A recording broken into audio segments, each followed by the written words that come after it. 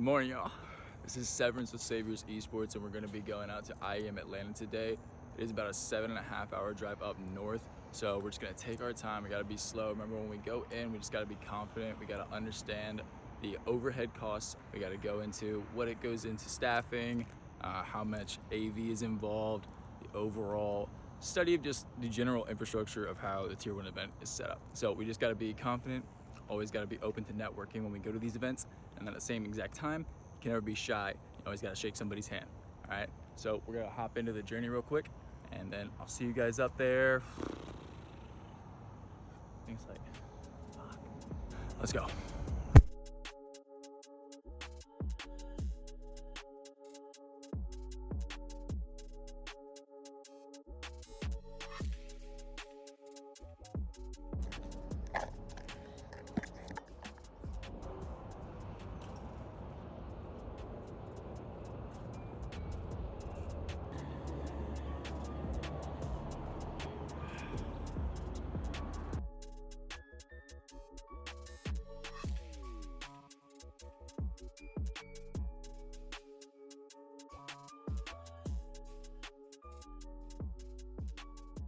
Currently just entering Georgia. We're about like 2 hours into Georgia at the moment.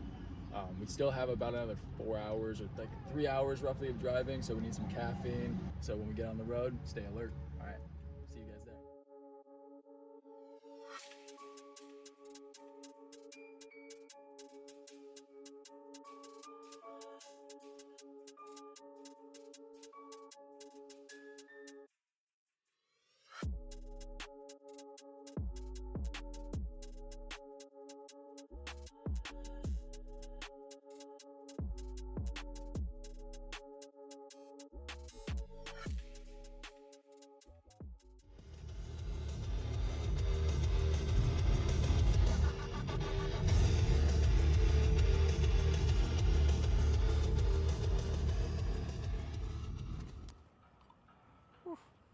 Gotta turn that shit around.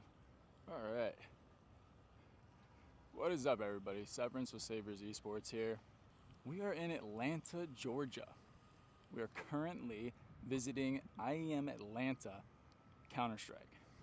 It's going to be a quality event. We got Vitality dropped down to the lower bracket, and then they made it all the way up to now have to face Na'Vi in the quarterfinals. So, just gonna take my time going into the World Center because don't really care for the Pain versus Gamer Legion match. It's essentially two younger brothers using those incredible Hulk gloves.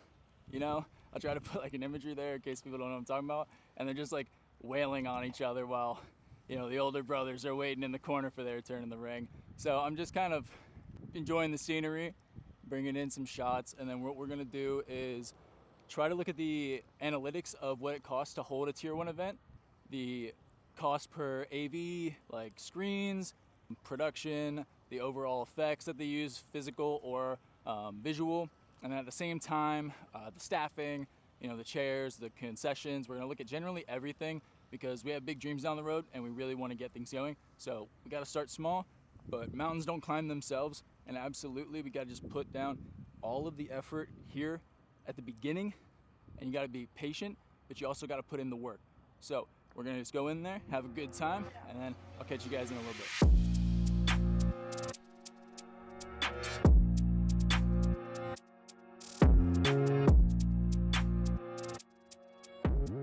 All right, everyone. We're going into Building C at the moment, and I know there's a lot involved. There's a ton of equipment involved. So stick with me. We're gonna break it down into sections. All right, everyone. Here we have the ROE Visual BP 2v2 2.84mm pixel pinch LED video wall panel.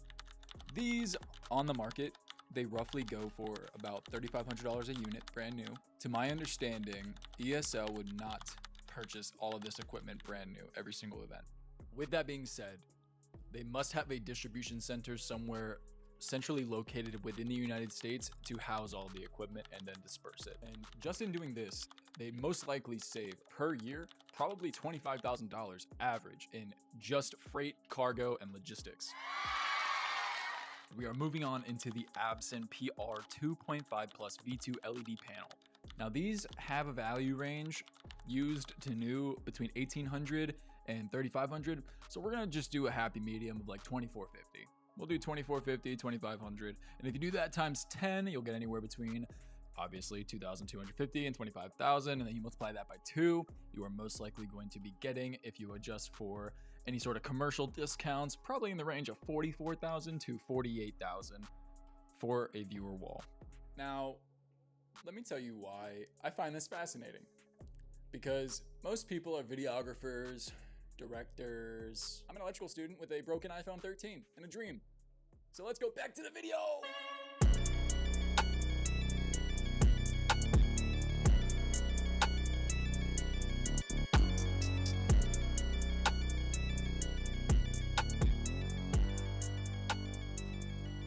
Alright, so now we're going to break it down into the analytics of what the analyst desk look like. Now, I'm going to pop up Yanko here because he's just a cutie patootie. We're going to break down the headset real quick.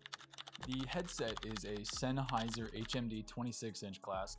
The cost is most likely between $48 and $60, so we're going to do $56 a unit times 14, which equates to $784. There's most likely more units, however, I'm not going to calculate.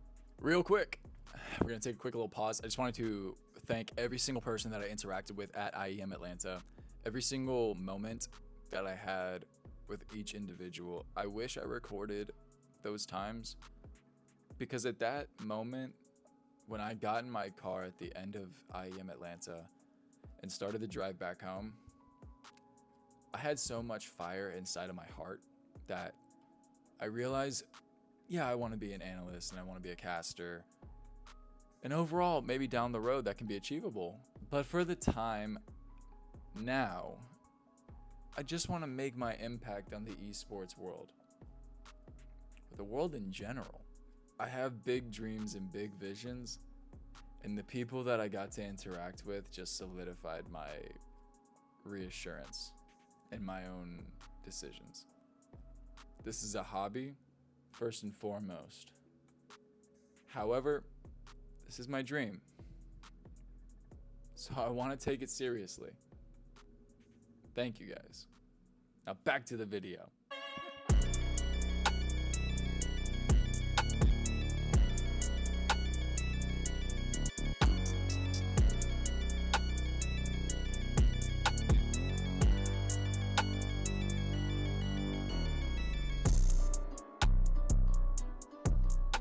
Moving on into the analyst lighting. So we have the ARRI Sky panels that I used. It's the only one that I could find online. The Panasonic stage lights that the ESL production team said that they used are not readily available. So these are $2,500 per unit. If you multiply that by 8, then you get $20,000 flat. Now we're going to be moving on into the topics that I haven't really covered. So these are Hercules Series 330 chairs. These are the 500-pound versions, and these average cost around $24 to $48. However, I'm just going to do an even 20, as I believe ESL has most likely purchased these years ago and just keeps them in their warehouse.